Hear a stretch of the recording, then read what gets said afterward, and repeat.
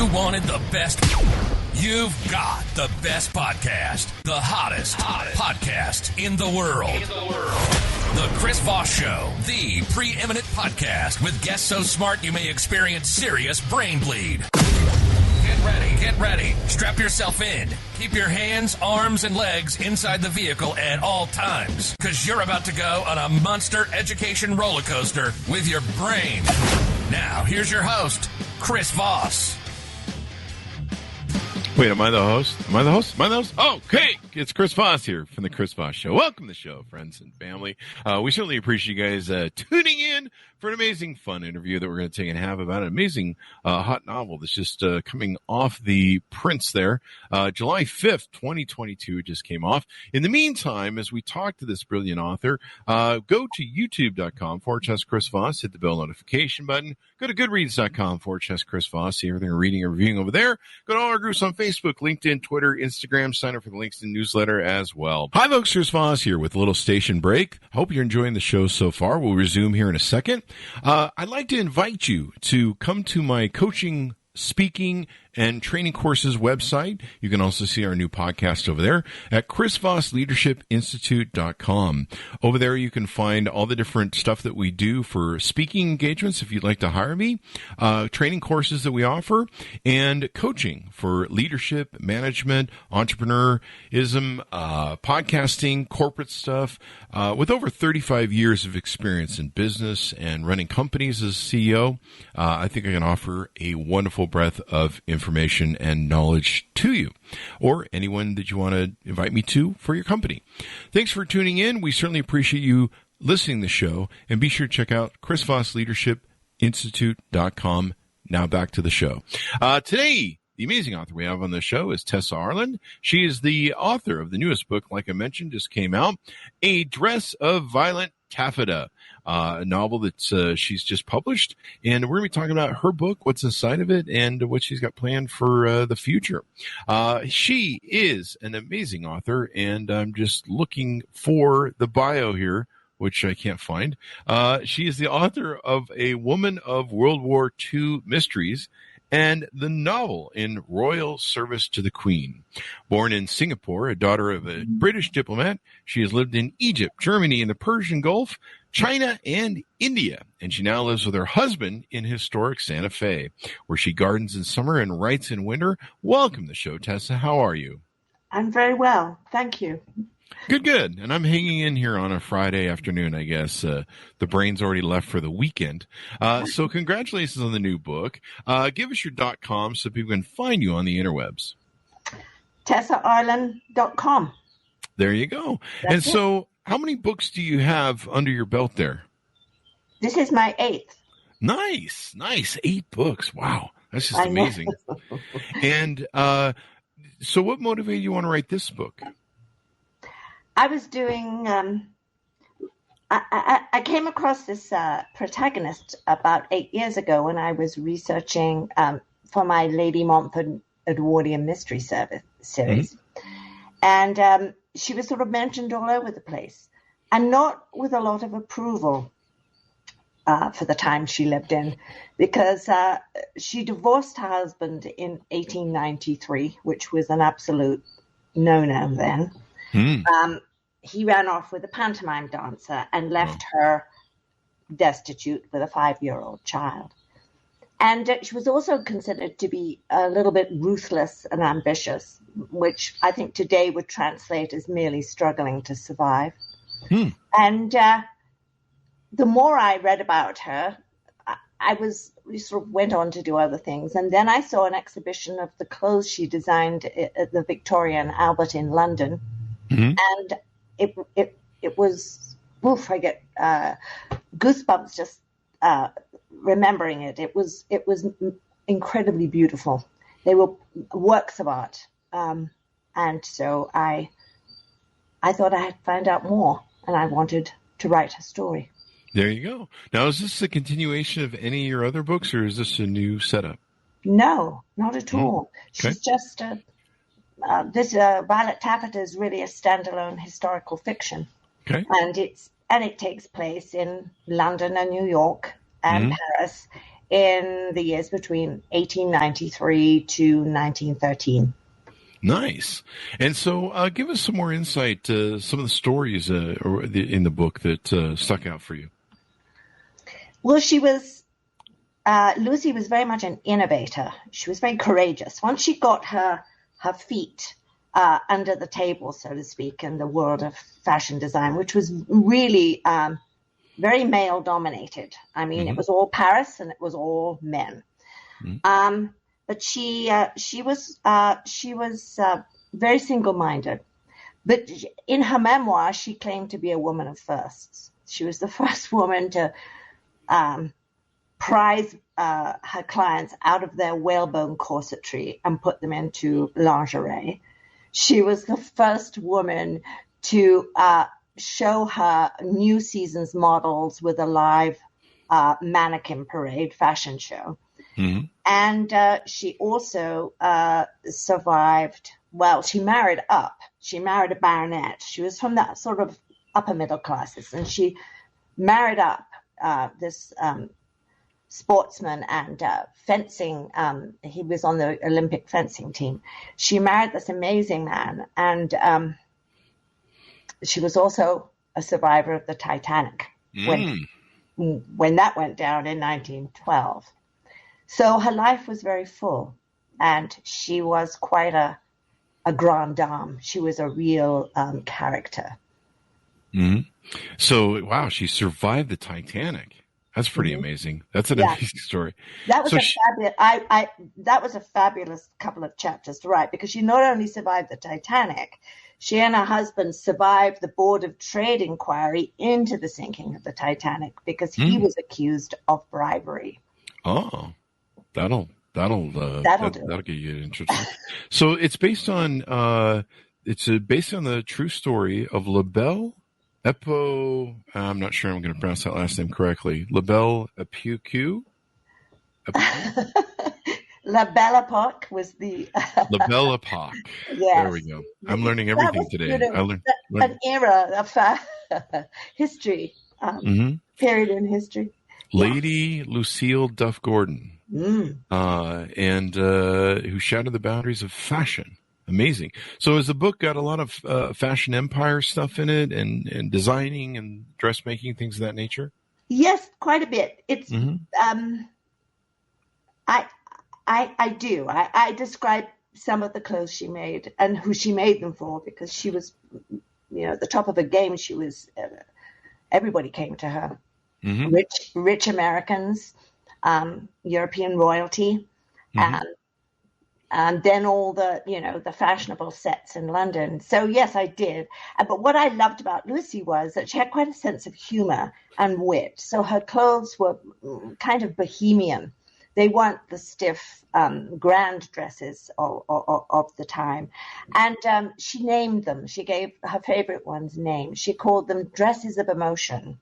And she gave them names like Passion Flower's First Kiss, and they were all, that time was kind of naughty. So there was a lot of, she called them to her dresses, the raiment of allurement or something like that. But she was dressing women who would probably only wear that dress for one occasion. That's what I do. I only wear one dress per occasion. That's my rule. Me too. Yeah, it's the only way to go. I mean, yes, and chuck them out when you're done with them. Yes, I sell them off to people or something. I don't know. So she lives this opulent lifestyle, pretty much, doesn't she? Or does she go through kind of curvature of her life when she's, left penniless, I guess, and going through some different struggles? Yeah, she really does struggle. She cuts out her first dress to sell on her dining room table. Oh, wow. And people would come and sit in her tiny little drawing room and wait for their fittings. And her mother, who was very proper, was horrified. She didn't like this at all. I don't know what she thought Lucy should have done when she was made destitute, but she certainly shouldn't have gone into trade. And she certainly shouldn't have divorced her husband. But yeah, she went through some pretty rough times. But when she hit the big time, she really did. And she wasn't a particularly opulent woman. She liked a degree of comfort and luxury, but she didn't dress. She wore little black dresses. She was very close to her clients. She was a really good listener. So she liked to believe that she designed a dress for them, for their personality. Mm. And I think that was part and parcel of her success, was that she really was a woman's woman. She really did have great close friendships. Mm-hmm. Do you think? Were you thinking of any movie stars or people who play this for TV or movie, or do you have any? Do you have any people in mind, maybe in your life, as you were designing the characters? No, not at all. But I was asked that question, so I came up with one, and for the life of me, I can't remember who I thought of for the role of Lucy. But I did think of somebody good. She's an English actress. Mm-hmm. And her first name is God. I'm so sorry. Can you ask me something else? Who do you think this is going to appeal to most? Who are your readers usually? I don't know. I think pretty much everyone. I mean, women certainly. Yes. Women who love history, Mm-hmm. who enjoy historical fiction, of which there are, luckily for us writers, thousands. Yes. And women who appreciate a strong protagonist, a rule breaker, a woman who forges her way. These are very popular topics for us girls these days. Yes. I mean, it definitely appeals. I mean, women buy and read so many books. So let's see. We did the TV thing. Is there any stories or stuff that sticks out to you? Maybe you want to tease out in the book. Is there any twists or anything like that? Yes, there is, because everything was going really well for Lucy and her new husband, and she's just going from success to success. She opens a salon in New York. She's adored by Americans because they love the fact that their dresses are being designed by a baronet's wife, by Lady Lucy Duff Gordon. And everything is going fabulously well. And then she makes that fateful voyage on the Titanic. Yeah. She's sort of commuting between London and New York on the Mauretania, but her husband's really excited about the Titanic. So they go on that. And of course, it was hell. I mean, and also the aftermath pretty much wrecked Lucy and Cosmo. It certainly it was a huge issue for them to get over in their marriage and in her business. Mm. So challenges. Yeah, that's that awful moment when everything's going well and then it crashes. Mm.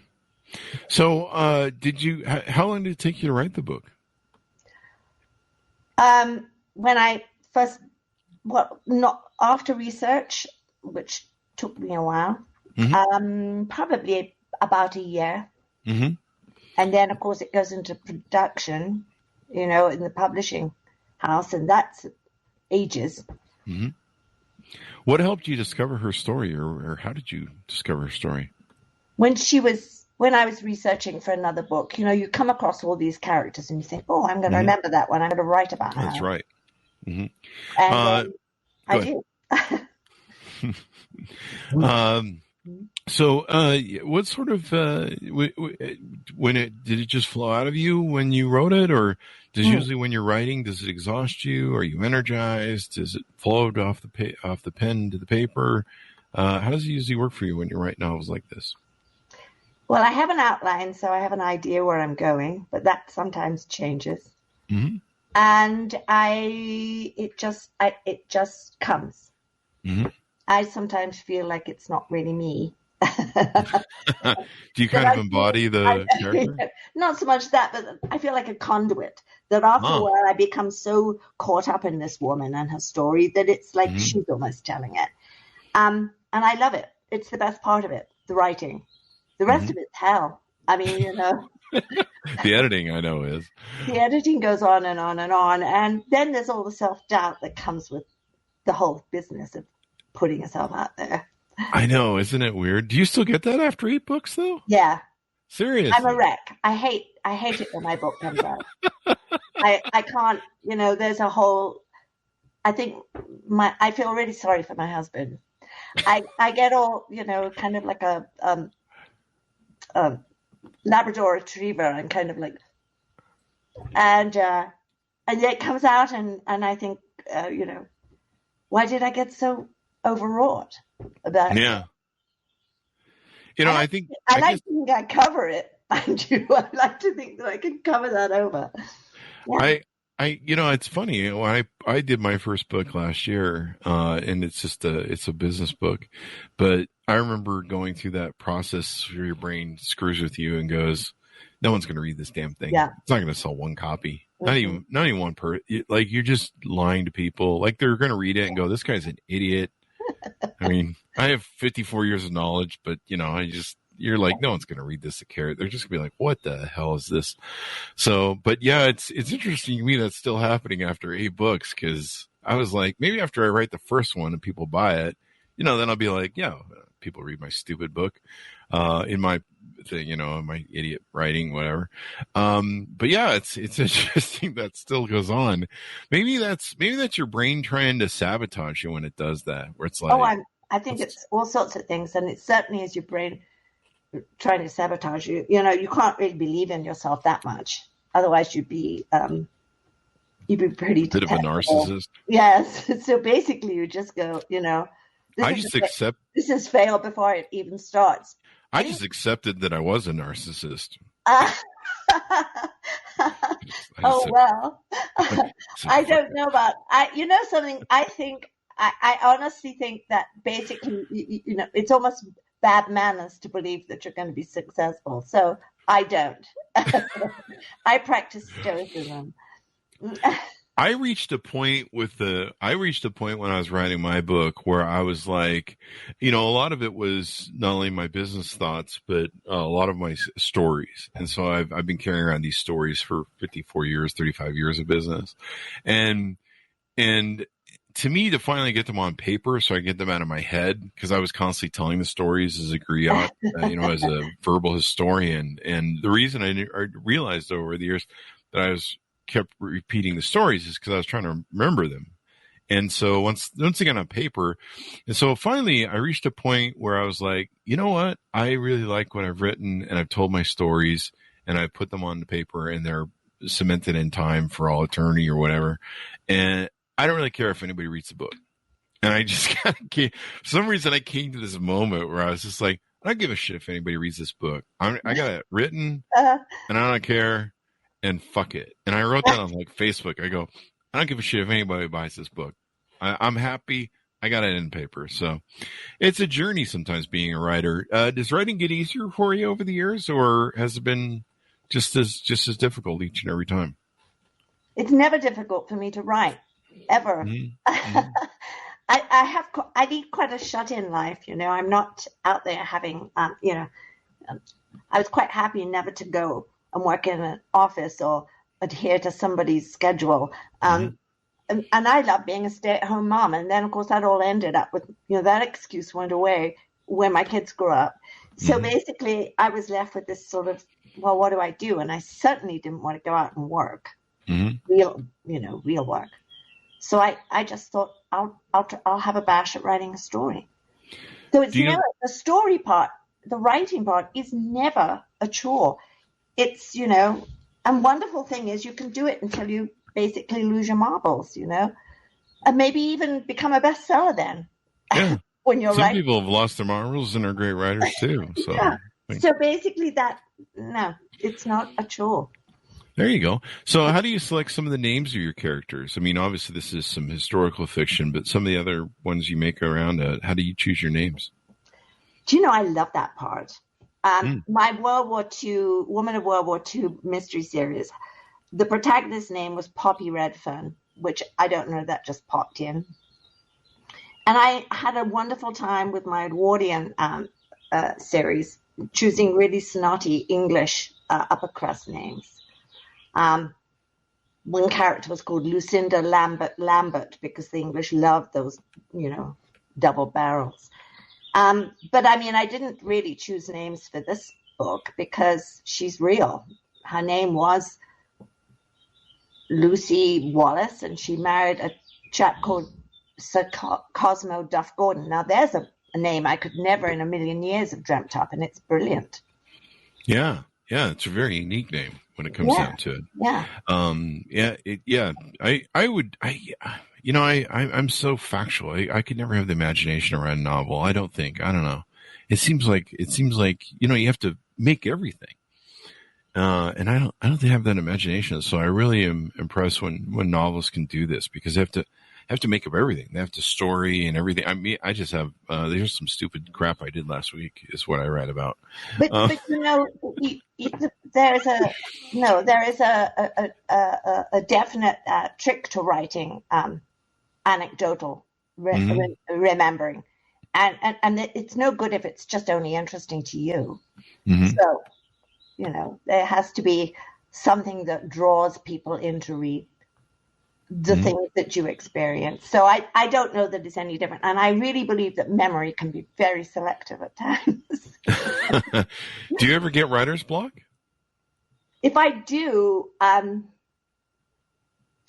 make lunch and have a glass of wine and take the dogs for a walk and say, that's it for today. I used to write really good when I was imbibing in some of the booze. That's usually when I used to write really well. And then it got to the point where I couldn't do the booze anymore. So then I had to write sober. In fact, I wrote my book sober. That's really weird. Do you know what Hemingway said? Ernest Hemingway. He said, write drunk, edit sober. Edit sober, yes. I used to do that a lot. I should have turned it into a book, and I would just write little things. But yeah, I should have written more when I was drinking, because it was so much easier to write. And I get, as a man, I'm really disconnected to my rational brain and my emotional brain. And so by getting drunk, I can connect to my emotional brain. I can play piano and guitar and do things. But when I'm sober, I was very left brain rational. And so I would write my best stuff, I thought, when I was drunk. And it was so easy. It would just flow out of me because I was connected to that emotional thing. Yeah. Were there any hard scenes to write in the book for you? I'm sorry? Were there any hard scenes to write in the book? Any scenes that maybe you liked in the book? Yeah, I've always written mystery because I think I'm really good at describing what motivates someone to kill someone else, and and I'm actually very private. So Lucy had this sort of disastrous first marriage, and then she fell in love with Cosmo, or he fell in love with her. And she had to discover her sensuality in the book. I mean, I had no idea what the real Lucy, how her love life went. But I had to have Lucy come out of this workaholic's life and recognize that, yes, she was in love with Cosmo, and she was physically attracted to him. Mm-hmm. So that part, when they are together, when he comes to visit her in the south of France, that part I get really kind of, it just doesn't flow. I have to go away and say, look, come on, it's okay. You can write this. You know what you're doing.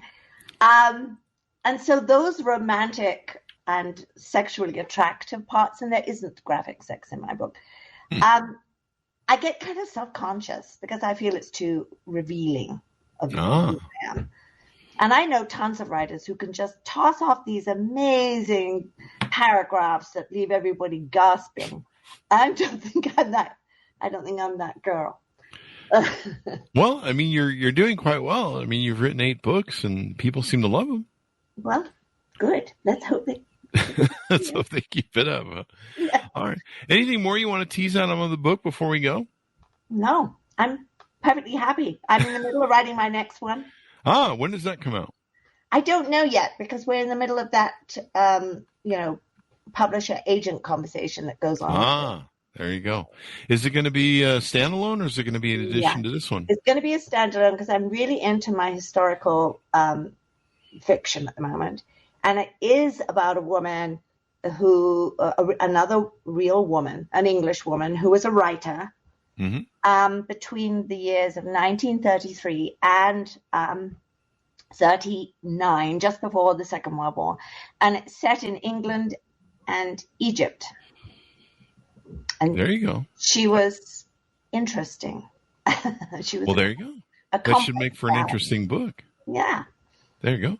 All right. So give us your .com so where people can find you on the interwebs or learn more about you. So I'm on Facebook, Tessa Arlen. I think it might be Tessa Arlen Author. And I'm on Instagram, Tessa.Arlen. And I have a website, TessaArlen.com. There you go. There you go. Me. Tessa, it's been wonderful to have you on the show and get to know you for a second. Thank you for coming on. Thank you. It was fun. There you go. And guys, order the book. Also go to your YouTube or goodreads.com/Chris Voss and all of our groups on Facebook, LinkedIn, Twitter. Be good to each other. Stay safe. And we'll see you guys next time.